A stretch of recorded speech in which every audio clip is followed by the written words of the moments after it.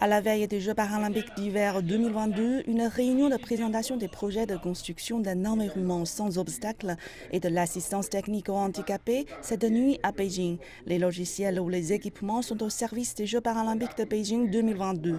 Lu Shiming, vice-président de la Fédération chinoise des personnes handicapées et député à l'APN, œuvre depuis des années à promouvoir ces projets. Sous la coordination du ministère chinois des Sciences et des Technologies, l'Institut de l'architecture de Beijing a travaillé avec l'Université des postes et télécommunications de Beijing, l'Institut de l'aviation civile de Chine et 7 autres institutions pour offrir l'aide technique aux Jeux paralympiques et aux athlètes handicapés. Après 2 ans de travail, les résultats sont très riches. Un environnement sans obstacles nécessite des installations, des conceptions et surtout des techniques. Dans le domaine de l'application de l'assistance technique aux handicapés, la Chine a beaucoup progressé. Le gouvernement a lancé des politiques favorables et les différents secteurs coopèrent activement pour mettre en place un environnement sans obstacles de haute qualité.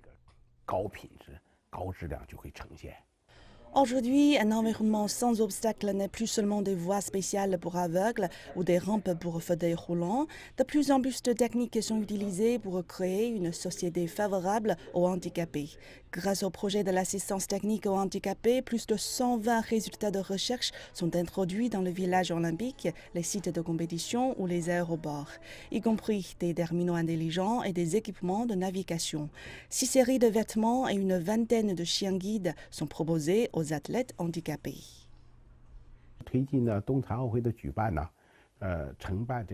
L'organisation des Jeux olympiques et paralympiques contribue au progrès technique, à un meilleur environnement et à l'amélioration du bien-être du peuple, ce qui est qualifié d'héritage des JO.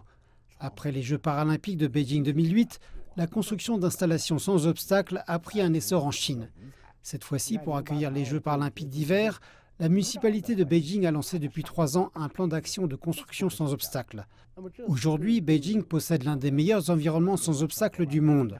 En même temps, la population prête aussi plus d'attention aux besoins des personnes handicapées. La solidarité humaine est la base de la construction d'un environnement sans obstacles, et puis il faut une législation. Par exemple, on a déjà les règles et les normes, mais cela ne suffit pas. L'Assemblée populaire nationale et les différents ministères suivent de près l'amélioration de la législation sur un environnement sans obstacles. En tant que député de l'APN, j'ai ressenti par ma propre expérience que le système d'assemblée populaire était vraiment efficace. Beaucoup de problèmes dans la vie du peuple sont résolus par ce moyen. Cette année, durant les 2 sessions, j'ai plusieurs propositions. D'abord, sur la législation concernant un environnement sans obstacles, et puis sur les moyens de réduire les obstacles aux informations pour les personnes atteintes de surdité.